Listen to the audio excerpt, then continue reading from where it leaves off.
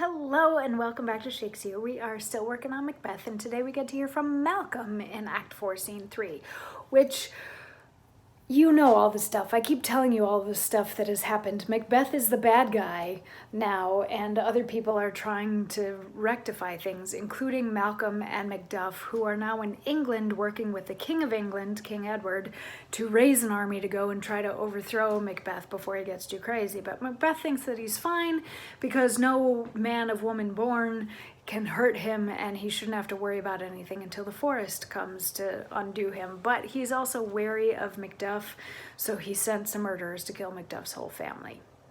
Anyway, Macduff doesn't know that yet, as he is in England with Malcolm. And in this scene, Macduff and Malcolm have been chatting, and they're chatting about how horrible things are going in Scotland right now and how much they hate Macbeth.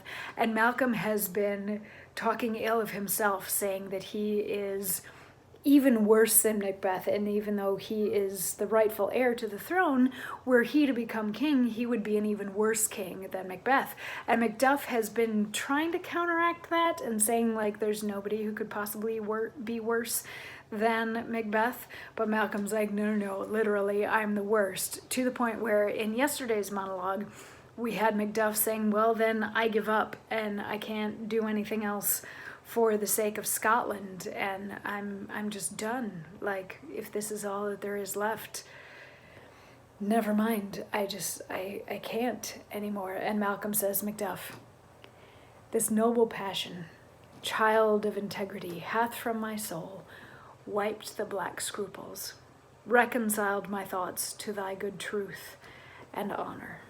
Devilish Macbeth, by many of these strains, hath sought to win me into his power, and modest wisdom plucks me from overcredulous haste. But God above deal between thee and me, for even now I put myself to thy direction, and unspeak mine own detraction. Here abjure the taints and blames I laid upon myself for strangers to my nature. I am yet unknown to woman, never was forsworn, scarcely have coveted what was mine own, at no time broke my faith, would not betray the devil to his fellow, and delight no less in truth than life. My first false speaking was this upon myself: what I am truly is thine, and my poor country's to command. Whither indeed, before they here approach, old Seaward with 10,000 warlike men already at a point was setting forth. Now we'll together, and the chance of goodness be like our warranted quarrel. Why are you silent? So Malcolm is saying, ha, gotcha, with this whole thing, because he had come up with like this list of traits that you would want in a king and said, I am the opposite of all of those. Should a person like that be governing?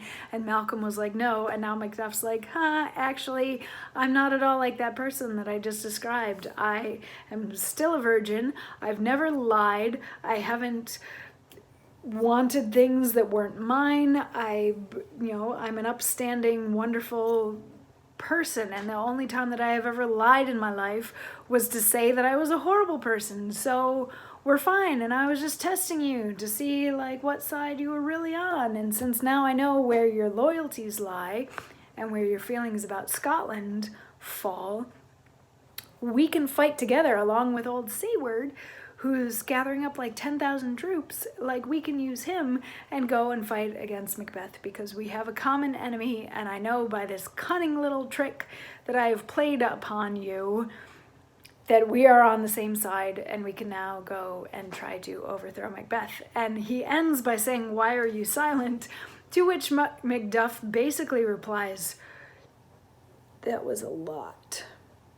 And then a doctor enters, and we will find out what the doctor has to say and how these guys reply tomorrow on more Shakesyear. We'll see you then. Mwah.